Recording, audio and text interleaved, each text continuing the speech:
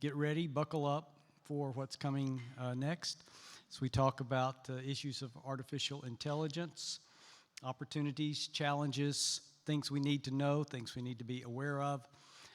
I don't know anybody better to help us think about this than Michael Arena, who helped to initiate a center for this kind of study on the Biola campus. He serves as dean of the Kroll School, the business school there. He has participated at the highest level, academically and in the business world. Vice president for Amazon before coming to Biola, involved with research with MIT.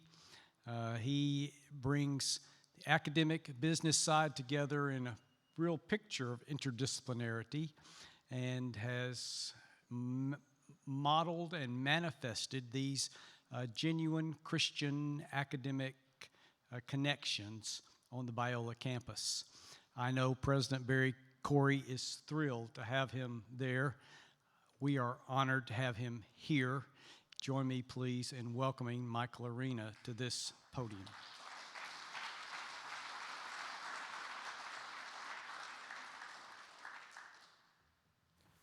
Wow.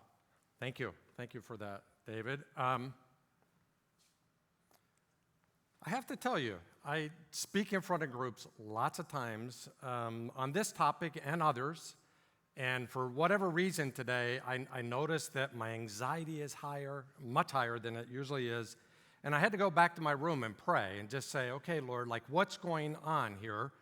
And it's this topic, right? It's this topic as it collides head-on with our faith and our core belief systems from a Christian world view standpoint. And I had to go pray, Lord, please, above all else, let me glorify you in what I say.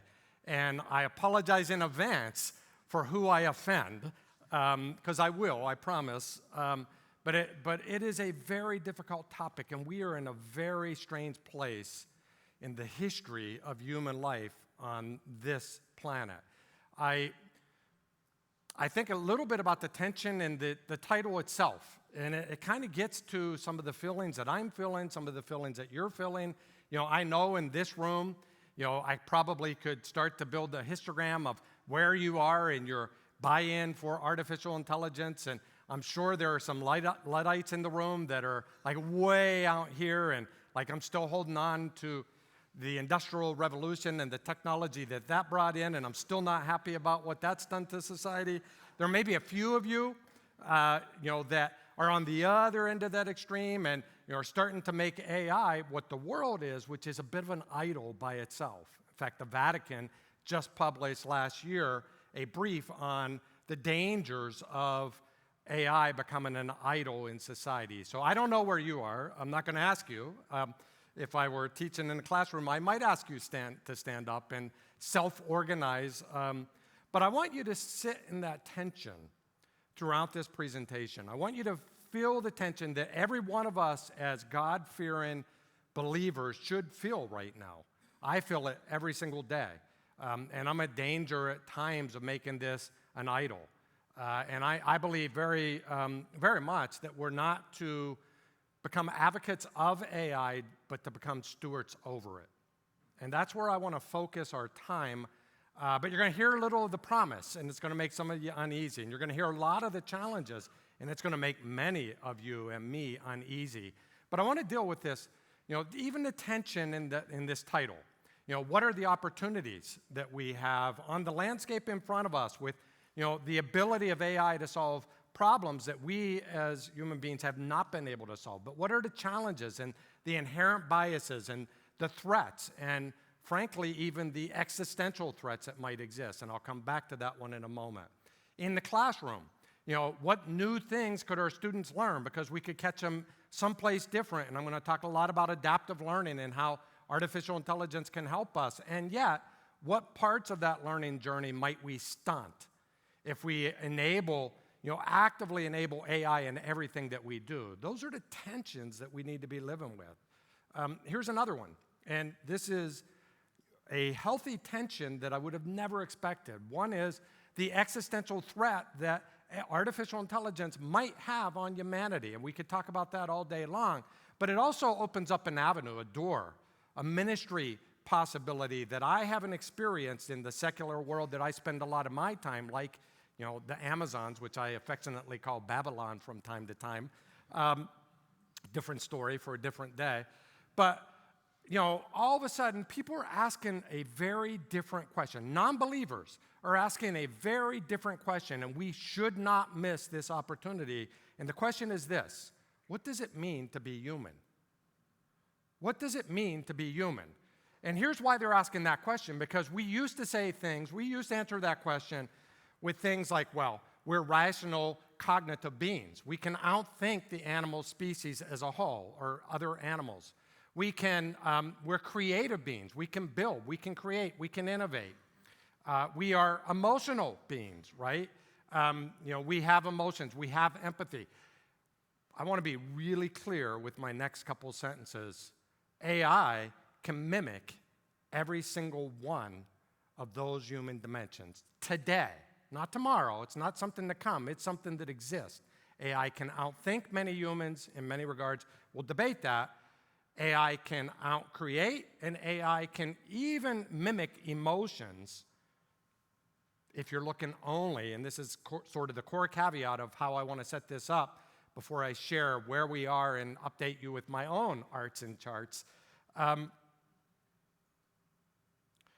That is only if we measure the outputs of human existence.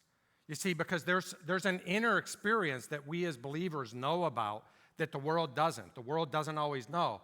And as they ask you, what does it mean to be human? All of a sudden, we could speak about what it means to be a human created in his image, as an image bearer that has an inner experience, as Dr. Smith shared with us, at lunch, with an experience between head and heart, not head or heart, but head and heart, or with the love of our Lord and Savior with all of our heart, all of our soul, and all of our might. And all of a sudden, you start to see that there's an inner experience that AI will never mimic. And it's a conversation that I have been more engaged in than I could ever have imagined or predicted as people start to ask this question about what it means to be human.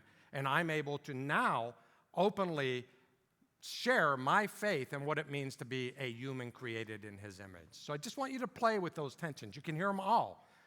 They're not resolved in me. I hope they're not resolved in you. But there are these tremendous opportunities and new possibilities and tremendous challenges that are going to face society in a pretty staggering way.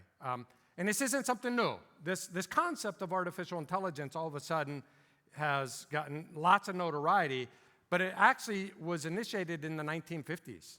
Alan Turing, a scientist up at MIT, you sometimes hear the Turing test.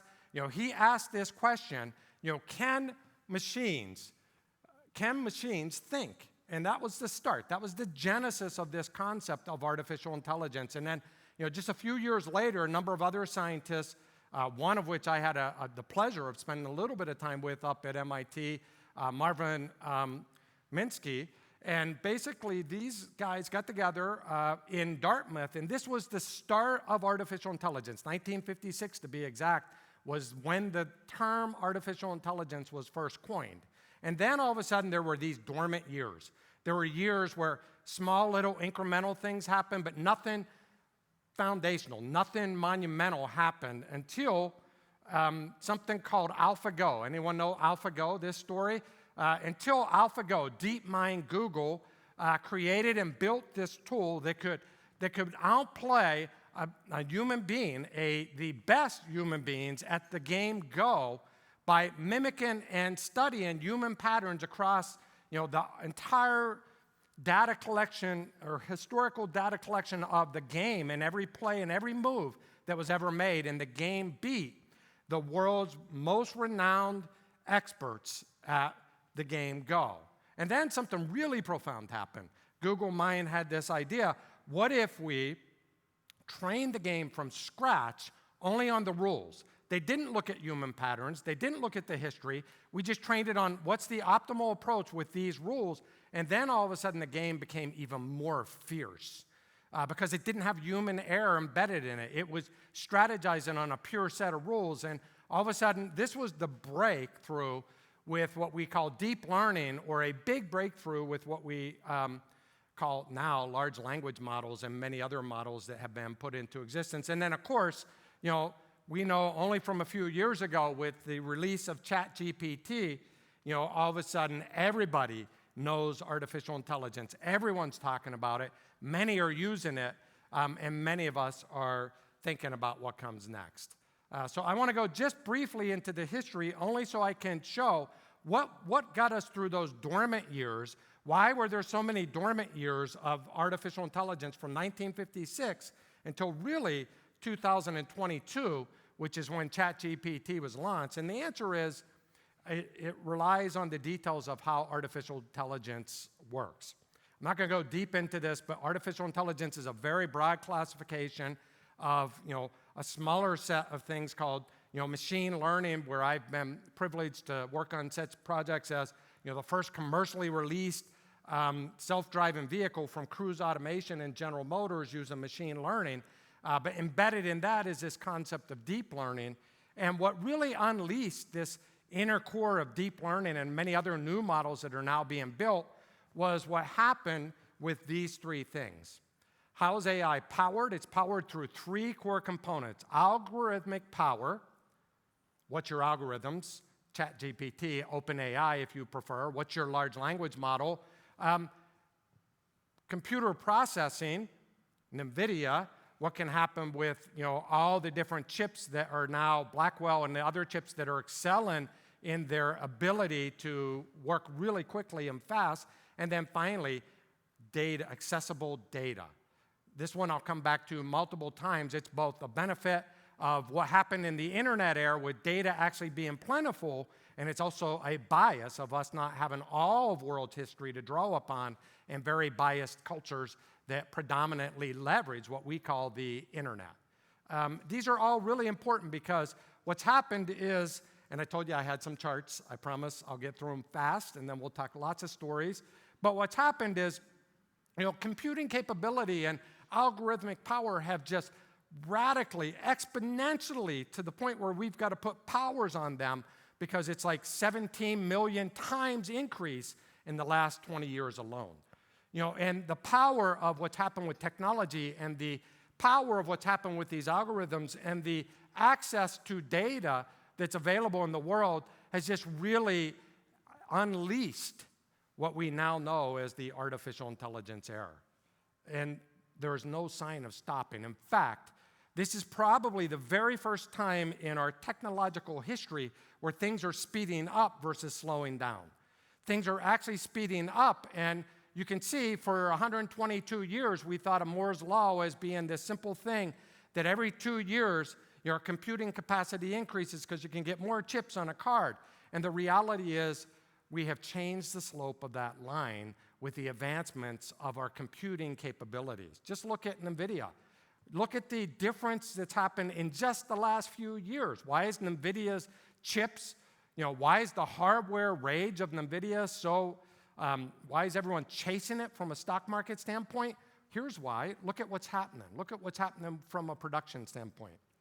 And I'll talk about this advantage in the US versus a disadvantage elsewhere later if we have time. But all this is exponential growth. All this is just growing to the point where they had to change the models because the ability of models to mimic human behavior became so quick, so rapid. So you can see on this chart, there's something called the ARC model, and I'll talk about that in just one second. But you can see these blue lines. These are typical prediction models. These are models that demonstrate different human features. One could be cognitive, one could be creative, one could be, imaging. And these different models are all just straight up on single dimensions. You can see it. And you can see, what's the starting point? So this was 2019 that this chart started. And you can see just this monumental growth. So much so that the mathematicians and the statisticians said, we need to make something harder. We need to build a new model. We need to build a model that we can track for the next 20 years so that we don't outpace the way that we're predicting the growth that's happening here So something called the ARC model was created, and the goal was to create a probability of where it would be in comparison to human history or human capabilities 20 years out. You can see the pink line, and it performed rather well over the first 3 years that this model was introduced. But with the exponential growth of what's happening with technology and data and algorithmic power, look at what happened at the end of year 4. You know, it jumped up to 55%, and then almost just months later, 3 months to be specific later, what ended up happening was, boom, it is already at 87% human predictability. Now, this is where it gets scary. This is what we call AGI, you know, artificial general intelligence. This is where it now starts to cross models, and all of a sudden, you know, the rational model over here and the inference model over there and the creative model there and the image model there start to blend together. And now all of a sudden these models aren't just narrowly focused, as we would call narrow AI, but they're now broadly focused across a now I start to get really scared. You can hear people like Sam Altman saying, we aren't that far from what he calls merge. I'd be really concerned about that phrase. Some call it singularity, but it's basically where we oftentimes call it transhumanism, where man and machine become one. And those are days that we should fear. And those days growingly are becoming more and more conceivable as this process goes on. I told you I would scare you. I'm not trying to leave you there, I promise. But, you know, the model has been blown up. Never in human existence have we seen technology grow this rapidly. And this is why you're getting the rage from the Valley and every place else. And they're getting cheaper. Now, all of a sudden, we heard about DeepSeek, a Chinese-released model just 2 weeks ago that can now, you know, actually scrape off or actually borrow from, depending on what phrase you want to use and who owns what, that's a whole different issue, from these large language parent models and do it at a fraction of the cost. The fact is, you know, look at the difference in cost if you want to use DeepSeek for inputs or outputs compared to using, you know, ChatGPT and OpenAI. So not only are they moving faster, they're getting cheaper, much faster than we ever expected. And we call this, you know, the distillation of large language models. And what this does, and the reason you heard so much about this is, what this does is it opens up a whole new set of possibilities to where it's not just the big players playing, but you can build now many, many small models off of top of this, and they actually are not just cheaper, but if you point them towards specific things, they're more accurate. And all of a sudden, what we're seeing is the capabilities are faster growing, more monumental than we ever thought. And you see companies now embedding all these platforms. You know, Amazon just made a play on putting it on what they call Bedrock, where they can benefit not from one model, but from 30 different models that are pointed towards different possibilities. And we haven't even gotten to this piece yet, which we call agent AI or agentic AI. This is where all of a sudden you can go take lunch break and your computer's working for you on your behalf because it knows through these agentic or AI agents what you have done in the past, so it can mimic your own behavior, combing your own spreadsheets, helping you to optimize. And Microsoft just launched Copilot with a bunch of new agent-based AI features, and it's still scrappy, but it's the worst it will ever be. And it can already, if you haven't seen Superhuman, it's an email application that will complete your emails for you based on the person you're writing to, based on the stream of thoughts that you had in your last 3 emails, and all you got to do is click yes, send after you've read it, presuming you have. I don't know about you, but I start to get a little freaked out about that. Just to put it real, it doesn't even have to be that crazy. The kids in my very own lab decided I can't be there all the time and I need to be the person doing all the introductions, so they decided to build a 3D hologram of my brain with my words. This literally, they shared this for me. I'll stop for a minute. Can turn it up? Of course, the AI Lab at Biola University is a resource center for students, faculty, and staff dedicated to exploring the world of artificial intelligence. They aim to responsibly integrate AI into society by focusing on ethical We can stop development there. and using That AI freaks for good. me out. I don't know about you. I didn't ask them to do that. I asked them to stop doing it, to be honest, especially with my voice. But the point being, the capabilities, that was a freshman incoming student who had very little coding capabilities that built this in a matter of weeks, and this globe literally grows as a hologram in the middle of the room. And this is the world we live in now. It's both spooky and fascinating in the same sentence, and we as believers need to lean in. And just economically, the projections are, and the projections are all over the map, but the general rule of thumb is it's going to add somewhere like $10 trillion in revenue to GDP. $10 trillion to gross domestic product across the globe. Let's put that in perspective, because when we start to get into trillions, my brain no longer computes. That is larger than the gross domestic product of any other country other than China and United States today. In fact, it is twice, the third country would be Germany, and it is twice as large as that. And so if the dollars are there and the technology is available and it's cheaper, what do you think is going to happen? It's only going to accelerate, and we better get engaged. There are lots of good reasons. I'm just going to flip through these real quickly. Like, we can now solve things that we care about as believers, like climate change or health issues or water challenges, or we might even be able to predict national disasters with large language or large quantitative models as things start to emerge. And this is Deloitte research, not ours. We can identify huge remedies for things like cancer and healthcare, and it's already starting to happen. And certainly, we can maybe prevent the next pandemic. I don't know. Are you getting scared yet? Both good and I don't know. Should we be in the business of preventing pandemics? All of a sudden, these existential questions start to emerge at a whole different level.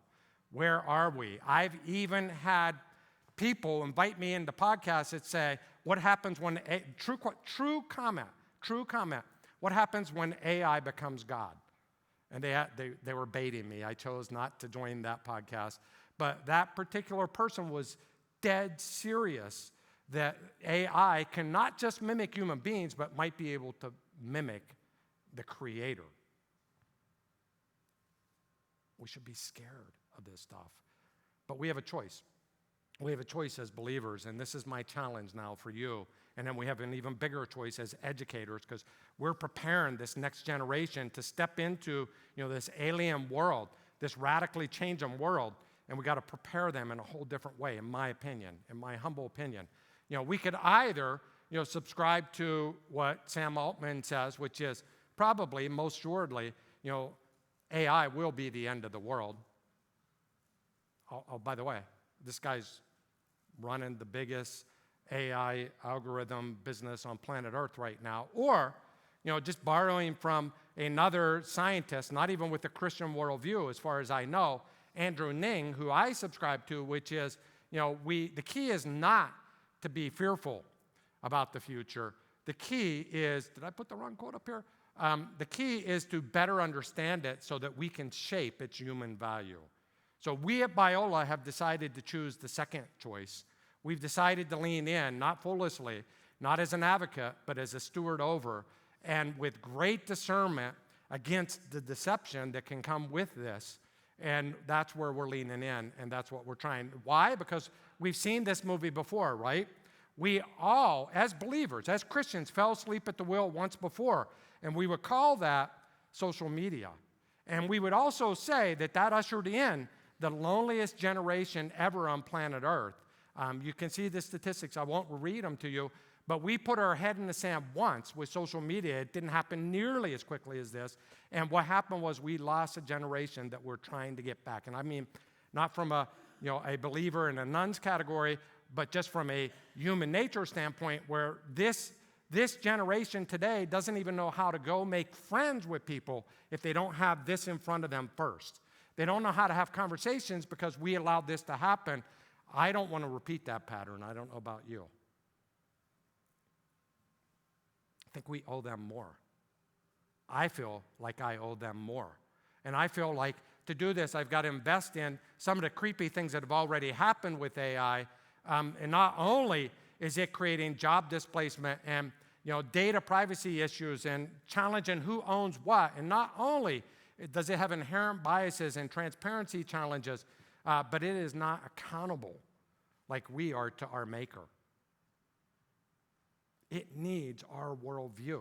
We need to dive deeper into this so we can understand it and shape the perspective. And I'll just share some examples. There's a factory right now in China that is running in beta format that will have no human beings and can produce a fully functioning smartphone in a second. No humans. 11 factories, 11 floors running purely through robotics and automation and AI, self-reflecting and creating an increase in speed as a result of it.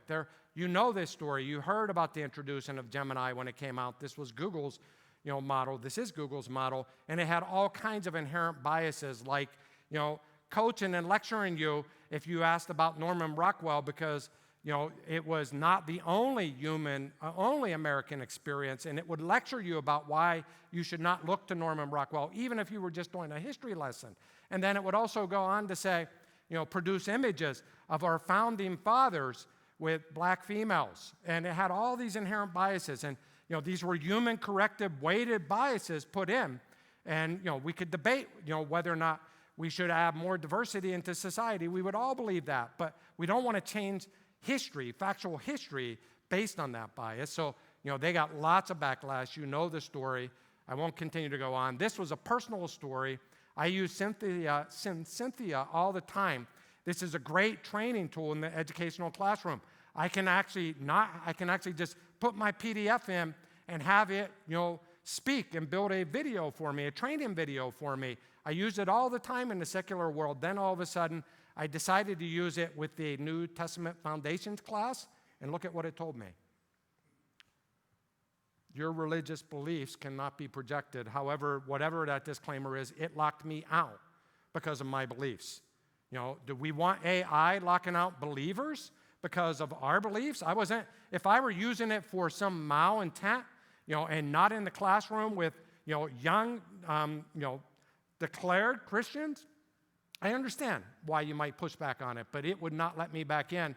The tool does not like my personal profile from that point forth. I don't know, is that good? These are things that we need to stand against. Some call, what happened in the early days of AI the original sin of AI. And what happened was, something called the data POW, which is how you train these tools, was basically people ripping off each other's data in order to find enough data. The story goes, this was an article, I can't remember the author's name, it was written a couple years ago, but the author, you can Google it, it's on the Daily, AI's original sin, and the author basically revealed that Meta, at that point in time, was going to try to go buy data. They wanted to buy movies, they wanted to buy some YouTube data, they wanted to buy some data so that they could continue to train their models, and then they realized it was so expensive that the others were just stealing it. I won't mention them by names. The others were just stealing it and scraping it off YouTube videos, that even those that owned their own data, like Google, turned a blind eye to the others scraping off their YouTube videos because they knew they had to do it too in order to keep pace with their models. We call that the original sin of AI. It's now done. So most of these models are trained on stolen data. Who owns it? And there are all kinds of lawsuits. I'm not going to keep going through this, but the music industry is suing again. Why? Because groups like Sonya are actually scraping music off of the internet and reproducing songs and calling them original. And who owns that data? And you can see it. I won't play the whole thing for you. Privacy becomes more of an issue. What's happening with surveillance? What's happening with who's watching you? Where's that data going? How are people now, through biomimicry, paying attention to who I am and what's happening there? And then I'll skip the stories there. I could keep going on, but this is the one that freaks me out the most. This is where we have gone with AI. This is something called Friend. Remember, the lonely generation? Watch this and tell me if it spooks you on as much as me. Gosh, I'm out of breath. We made it. Woo! I don't know how to woo very good.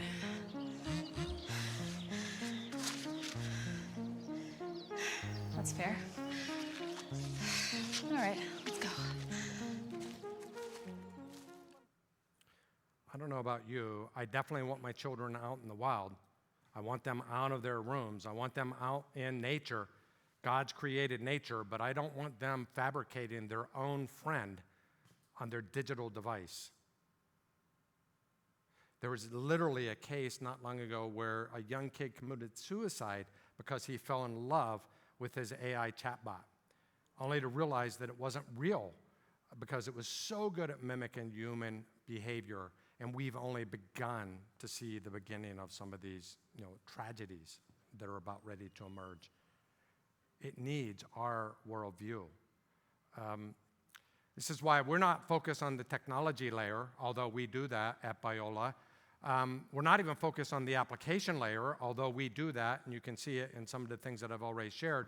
We're focused on the ethics layer. What is foundational to all these models is what world stance do you have? How do you just think about human beings as a whole? So we've outlined a set of ethical values that, we challenge our students all the time. Okay, you took that, but who owns the data? Where did it come from? Should you be engaging in that, or are you propagating sin, literally in this case, of someone else that has stolen data? What do you think about transparency? Can you take my data, put my voice on something? They did ask me.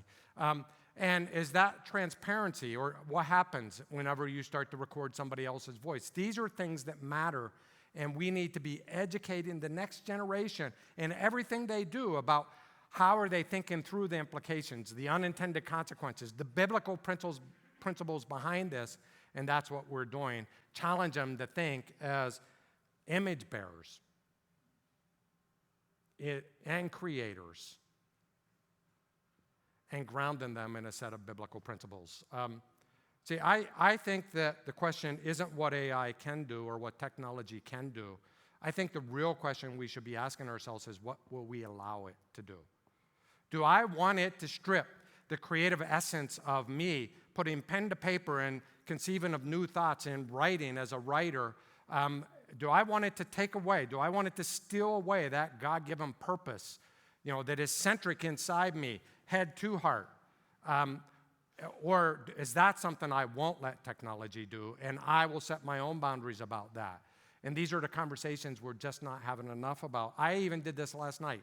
We were having a conversation, I won't mention who, somebody in this room, and we were talking about something, and my first response is, yeah, AI could do that. That's easy. Yeah, for sure. Then I walked away from that conversation thinking to myself, but should it? I won't share the context of it, but should it? And what danger might it create if it did, and if we did? And I think we've got to ask ourselves those questions through a different value set, which means educating our students at a whole different level. We're trying to do that at Biola, so I'll share a little bit about Biola. We're trying to do that. We're partnering with a number of other Christian institutions, and what we're trying to do is set a set of biblical principles. You can read these. I'm glad to share any of this with you. But there are things, again, it's hard to see up there, but there are things like, what is human dignity? And what does it mean to be a purpose, meaningful person? And how do we think about relationships in community biblically? How do we operate with great discernment?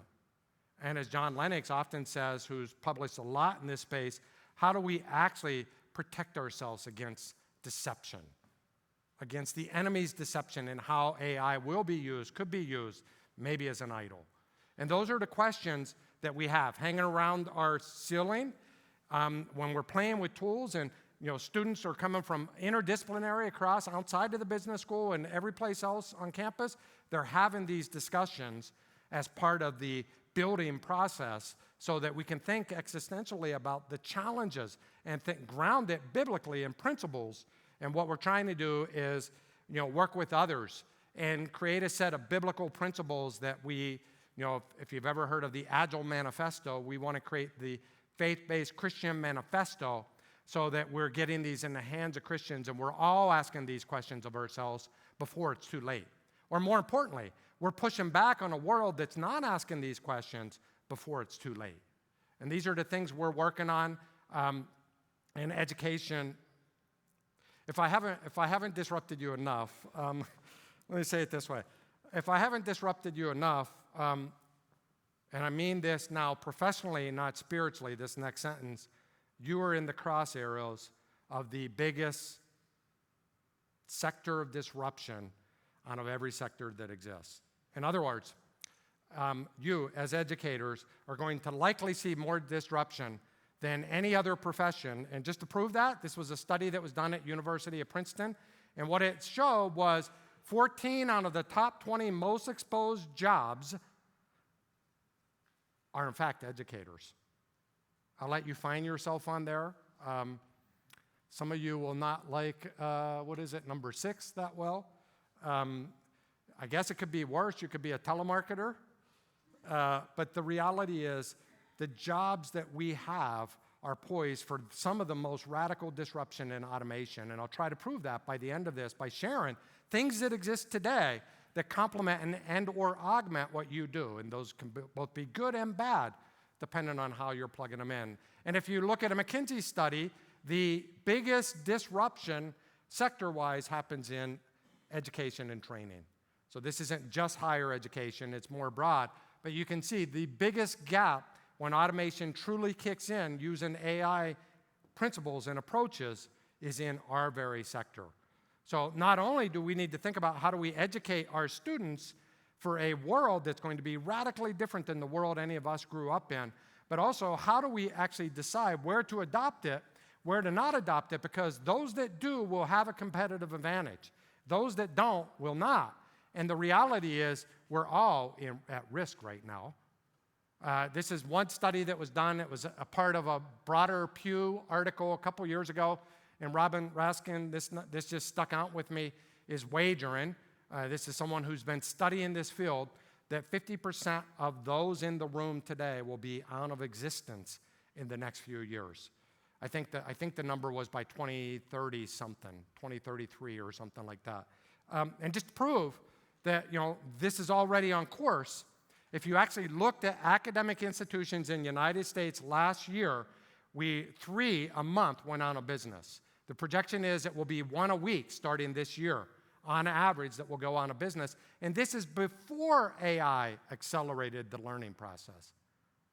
So, again, I'm trying not to be terribly detrimental, but I'm just sharing the realities, and we've got an obligation to lean in a different way for them, for their futures, and to educate them so that they don't lose their very essence in a land that will clearly strip that away from them. Because these are not, I can assure you, and I'm not bashing on Amazon. I was at AWS. I love AWS for many, many reasons. These are not questions happening there. These are not the questions that are being asked there. The questions are how fast, how soon, how quick, how big, how much. Those are the questions. These are not the questions happening at Stanford and MIT and Carnegie Mellon. The question is, can it, will it, how good will it be? And they're not asking the questions about the unintended consequences of human existence. But we can. And just to put it now a little bit more in perspective, already the half-life on new skills, this is PwC research, the half-life on new skills already today is somewhere between 4 to 5 years, which is another way of saying, about half of what an undergraduate student learns today is obsolete by the time they graduate, presuming you're already starting with the right 100% at the beginning, right? And that you've refreshed and you're staying current. And when you get to technical skills, that number is actually more like 2 years. So we've got to start thinking about how do we accelerate education, how do we stay current, and how do we stay grounded, and how do we not stunt growth as well, which is the other side of this, where that's a slow heart process, as we heard again earlier today. And I'll just prove it to you. Prompt engineering.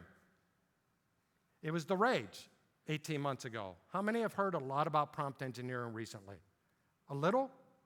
It started to dissipate already. Why? Because before a new skill set ever was in existence and was ever perfected, the robots, the AI, was already self-prompting and building the ability to be able to do the same thing that we haven't even really created a field around yet. That's what we're starting to see. That's the velocity of the world. Whenever I was at AWS, at any given point in time, we had 10,000 open software development roles, 10,000. So we were constantly trying to fill as many roles as we could. The only thing that slowed down growth at AWS in those days was software development capacity. And now, this was last year, Andy Jassy went live. Andy Jassy, the CEO of Amazon now, went live and said, in the last few months, we've created 4,500 developer years of work. And, it was higher quality in many regards, or very good quality in many regards. And by the way, that was 6 months ago. I would venture to say that number's probably tripled by now. All of a sudden, this profession of be a software development engineer is becoming growingly more concerning to software development engineers. And this is the stuff that we're seeing. So what do? I want to wind us down real quickly and then get us to a little bit of Q&A. We need to start thinking about how do we educate not just on biblical principles, which is essential in the ethical judgment and critical thinking process, but how do we teach different human skills, what we call enduring human skills, which include things like emotional intelligence and working in teams. As the world speeds up, what else speeds up with it? If you can do twice as much coding in a week, at least today, you need to make twice as many decisions. So the velocity of work is also increasing, and we need to think, how do we teach people to make fast decisions? How do we teach them to influence quickly? So what we're doing is outlining what we call a set of human enduring skills. This is in the business school. This is only in the business school. We have basically embedded each of these 6 in all of our evaluations, and every single class is incorporating some element of working in teams, some element of adaptation, some element of critical thinking, some element of ethical reasoning, because we think that students will need that in maybe I'm wrong, but we're taking a big bet that that's the kind of student that needs to be developed. And we as a Christian institution have an advantage if we lean into that, because we can do all these things on a set of biblical principles with a Christian worldview, and that's exactly what we're doing. We're also creating experiences for students. We've created and launched what we think is the first Christian AI, artificial intelligence lab, interdisciplinary. The advisory board somebody from each of the 8 schools sits on the advisory board by design, and students are showing up and playing around with the technology. I'll show you in the next video. We're changing much of our education platforms, and we're certainly starting to now partner with businesses so we can stay current with their needs in a much more aggressive way. Here's the lab.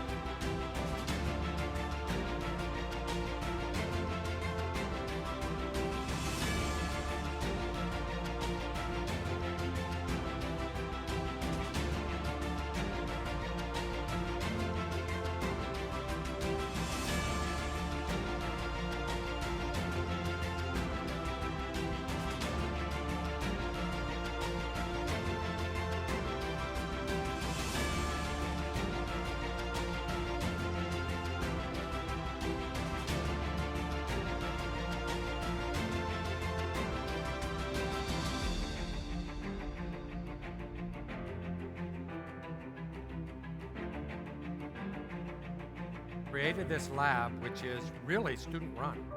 Students know more about this stuff than most of our faculty does. We provide some supervision, just to, again, continue to have the biblical principle conversations with them. But what's happened, I really love what Dr. Smith said today. It's learning, which they're certainly learning and understanding the tools and thinking about the biblical principles, but it's burning.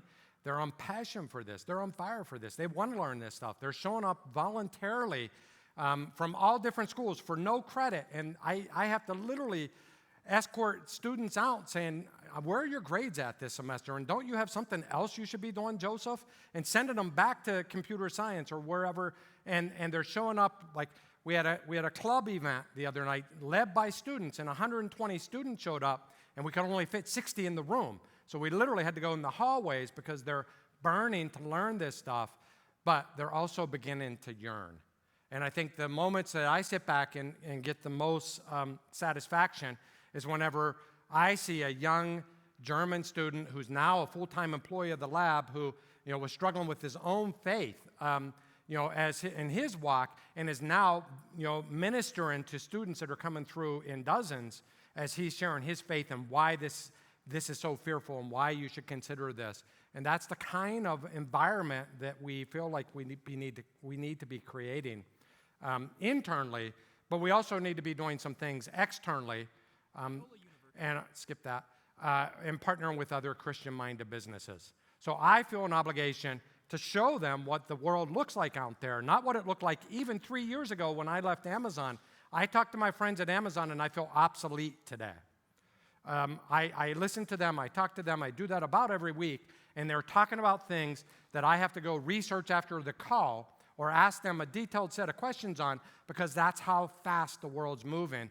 So we got to get businesses in, and we created the AI Venture Studio and partnered with Samaritan's Purse and GMO, Global Media Outreach, and Convene, and a number of other Christian kingdom-minded groups and leaders to help them solve their problems. They want to know about AI in many cases. We want to know about business, and we're matching students to businesses with AI sprints and helping to solve real problems like how do you handle the inspection part of Operation Christmas Child, which is a huge logistics challenge if you've ever packed a box.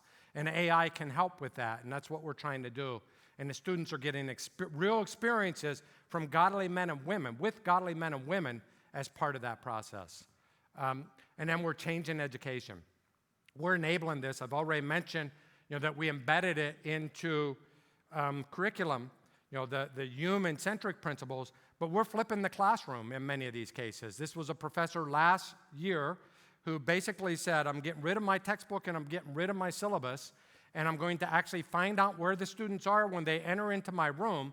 I'm going to challenge them to interact through a new model with AI to answer and ask their own research questions, and I'm going to become mentor and sense maker inside the classroom, and they're going to bring their questions by using AI to learn, and then applying AI in a practical way against some Christian nonprofit entity as part of that learning process.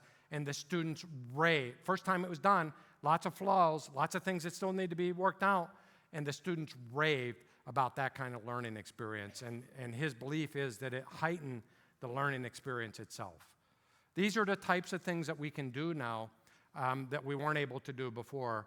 I'm going to skip that one. We're embedding it into a new MBA program where we're using tools. The AI Lab built a tool to where, as a current business person who wants to go get your MBA, you can upload your resume, and we literally build elective curriculum on top of your resume, current skills that you have, using large language models as the foundation, scraping across. You then ask a couple interest-based questions. I want to be a chief talent officer or a chief innovation officer of a large multinational company, or I want to run my own Christian nonprofit. And literally the tool, instantaneously, after you've uploaded your resume and answered a few questions, will lay out a tri-semester curriculum for you that gives you all the skills that you need within the elective structure. And then on top of that, it badges different clusters of skills together that you import directly over into LinkedIn. So you get an MBA with 6 different skill badges that specialize in the field that you desire to go work in. That's the kind of thing that we can do.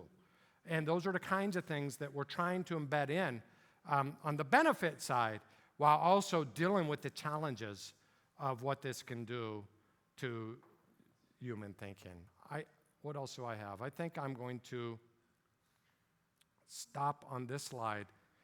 We're also bringing in as many outside experts as we can to dialogue about this, all believers, all Christians, the world's renowned experts that are sitting inside of these businesses.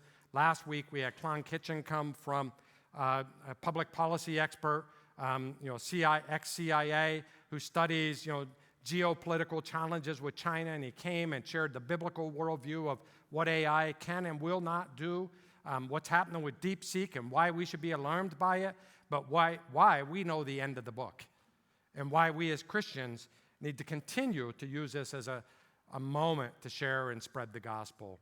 And those are the kinds of things that we're trying to do. So I know I can talk about this a long time. I do have about 20 other slides, and I'm stopping right there. But I will just tell you that everything I just mentioned to you can be bought in the world today. You can do adaptive training, adaptive learning through Squirrel, which is a platform that will help you to adapt. You can use, I think it's called Conmingo, which is your own student tutor that can catch you exactly where you are with calculus and work alongside you as your own AI agent.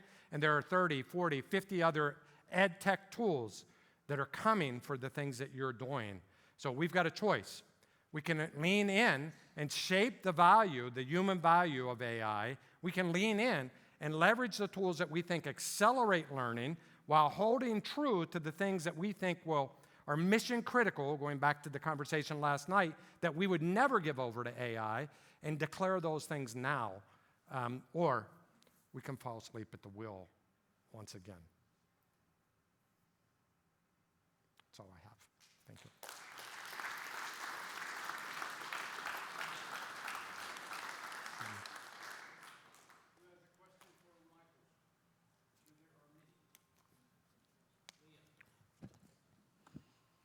Thanks so much for your very, very helpful talk. In some ways, this question sounds very 2022. When we were in higher ed, we're all worried about academic integrity. And how do we make sure that students are actually doing their own writing, and then having to do that shift to say, well, how do we actually teach them to use AI? Now, as many of us are hiring faculty and staff, we're looking for people who are knowledgeable about how to lead our students in this direction. Those same knowledgeable people, some of them do things like submit application essays that are very clearly either written by or heavily assisted by, or make comments. I received an application recently that had a comment about the value of an AI partner for Bible study, just using the chat bot for Bible study. And so there's, just so many kinds of things. Yeah. I'm wondering from a screening standpoint early on, and also thinking of application as an orientation process, if you could do one or two things in the submitted application and in the initial vetting before we ever bring somebody to campus, like in a phone call or whatever it might be, what would be one or two things that you would do at each of those stages to help us discern and help orient that person? Yeah, they're great questions. Thank you so much. And I can only give you an opinion. And please, this is an opinion. I wish I had the facts to be able to articulate it. The facts are, every time a Turnitin tool is invented, the workarounds around that tool and the derivatives from that tool are invented faster. That's a reality. We're a little bit like for those of us, I date myself, but for those of us that remember when Napster went live, and all of a sudden the big three at that point in time tried to shut down Napster. The clones were 10 times smarter than Napster. They just offshored, they just disguised themselves. They found other ways through it, and that's what's happening with many of the checker tools. I worry about, it's a serious issue for sure. I worry about it as being a little bit of a mirage that hides us from other issues that we could be working on, or distracts us, maybe is a better word.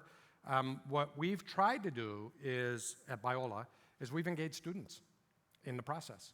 We've engaged students to help us think through, and they're not making decisions, but they are enabling it, because they know what those clones are. They know what those workarounds are. They know, because they're talking about that. If you don't think they're talking about it, they are talking about it a lot more than you are, because you have a meeting about it, or 2 meetings about it as administrators. They're talking about it with all their friends from 7 other campuses, and they're all working on the workarounds sooner, faster than we can. If they want to cheat, they're finding ways around it. So by engaging the students, we're at least having a real conversation at this stage. And then, I think the other big part of the conversation, and we are using those tools at Biola, and we have had some, I won't get into this, but we've had some cases where we've had to call some students out. And it's a sad thing, especially at a Christian-based institution. That said, I would also challenge us to think differently in this era and start asking ourselves the question, why is cheating possible in my class? And why don't I change my pedagogy and start thinking about different ways, like that guy did, I showed you a few moments ago, of incorporating it in and enabling it, and then doing more, enabling me to have more time to do more face-to-face interviews, both on the admissions process, but also in the classroom. So that's how I think about it. I don't know if that's right or wrong. I think that one of the things that probably ought to be challenged is the way, and in business, it's easy for me to say this. It's a lot harder in some of your subjects. I completely get that. But in business, we're finding ways to incorporate it and, taking away, the multi-choice test and trying to find other ways to challenge our students. So, great question. Thanks. What else? Yeah, how do you see the copyright challenges being resolved? So the New York Times is suing OpenAI and Microsoft, and I mean, if it's taking material from everywhere, I mean, there are so many copyright lawsuits and litigations. I mean, this could go crazy, but it could also stop everything. Where's this going? I don't know. It's a great question. I don't know. I mean, it didn't work out so well for them with Napster, is what I would say. Apple figured out how to get single song downloads and all that business, and ended up becoming the dominant figure in the music recording industry. And China doesn't abide by those same laws, and many other countries don't. So I think the legal, you can answer that question from a multitude of different perspectives. Legally, it's wrong, and it's very clear legally that those are copyright infringements. Traceability is a whole different challenge. If I would have showed you more in that one video, what they had to be able to do, they found a song that was almost word for word. If you just ask for a Christmas song in Mariah Carey's voice, it won't give you Mariah Carey, and it won't give you one of her Christmas songs. But if you keep prompting it much more precisely about what you're looking for, it will literally, and that was what I was about to share, it will literally produce something that is almost 100% accurate to Mariah Carey's Jingle Bells or whatever. So traceability is one of the problems, and I think the way the recording industry is getting through that is by using prompting to get as precise as they can to then demonstrate, look, is that not Mariah Carey versus this song? And if I showed you the video, you would have said, absolutely it is. So I don't know how this ends, but I think it's gonna, while that fight's happening, there are all these other creatives on the side that are spinning up new businesses and creating new ventures and new movies and new outputs, and they're taking advantage of it. And I'm worried that it's going to take us down the wrong hole, perhaps. I don't know. It's good. I told you I'm less certain than you are about all this stuff. The more I learn about AI, the less certain I am about everything. So go ahead. I'm thinking about the field of news and media. Yeah. And the creation of now this real idea of fake news that so instantly can show up. Yeah. How are you guys thinking about that? Does this intersect with your media programs, with your journalism programs, helping people as writers, as people who are consumers of news? Completely. And we're thinking lots about it. We're building a very large cinema and media building right now. We live in the shadows of Hollywood, so protecting ownership and content and all that sort of stuff has to be critical. I guess what I would say is I love what Adobe's doing in this case. So Adobe Firefly in particular is only offering content that they've got the rights to be able to leverage, and they bought the rights for it. And they have to do that because their community, their customer base is the very base that creates that content. So it's a mission critical thing for them. I'd love to see many more institutions following that model than what's happening in the wild, wild west of AI. I don't know what's going to happen with it. Lion King recently signed a contract with OpenAI, and that's when I really started to get scared, because then you're back in the arms race on content creation as well. And we didn't even show you any text-to-video commercials up here, but some of them are just tremendous. I had the students build me a new MBA video. I wish I would have showed it to you. Using Alice in Wonderland's, through the looking, Carol's Through the Looking Glass to talk about speed and moving with velocity, and it will blow your mind. They did it for me in a weekend, and it's far more commercial grade than any. It would have taken me a lot of money and a lot of time to get a studio to produce that. I don't know. Is that right? It's a good question. Please. Thank you so much. The rate at which information and the capacity is changing is obviously so fast. You've caught us up to speed. Do you have any recommended podcasts, blogs we could follow where we could, 10 minutes from now, learn what's happened in world history in 100 years, so to speak? Yeah, I always hate answering this question in front of, students ask me this question all the time, and then I'm like, oh my goodness, there are so many things that are said on that podcast that are not Biola endorsed. And I listen to a podcast called Human AI. It's kind of an easy podcast to listen to. It doesn't go deep into the technology. You got to deal with some of the quips, and there's maybe occasionally some foul language there, and certainly different worldviews for sure. But it keeps me abreast as to what's happening in the news. There's another one called Daily AI, which is like 20 minutes every day. Those are just some simple things to listen. Let's face it, like DeepSeek wasn't even an issue 3 weeks ago. Now all of a sudden, DeepSeek has come along, and it's radically reinventing and removing cost barriers that we would have never even thought about just 3 weeks. So if you're not staying current, you're completely obsolete, and that's and it's hard to stay current just on the podcast alone. So, great. So yes, maybe one more. Last one. Sure. You touched on this a little bit, but of course, using AI to mimic human relationships, like the friend example you gave, I think most of us would agree that's not what we should follow as Christians, right. like truly replacing humans with machines. Right. So I'm wondering, your principles make a lot of sense, but how do you practically educate your students to not get up against that barrier where it becomes like impersonating human beings as opposed to just leveraging productivity? It's the question. Thank you for the question. It's an awesome question, and it's one that haunts me, especially the relationship one, because that's my background. That's what I study. What we're trying to do is introduce more labs. So what's it mean to have a human connections lab? And what's it look like to be able to ask questions? And in some cases, we're literally putting tech on students to have them see how they're responding with other people.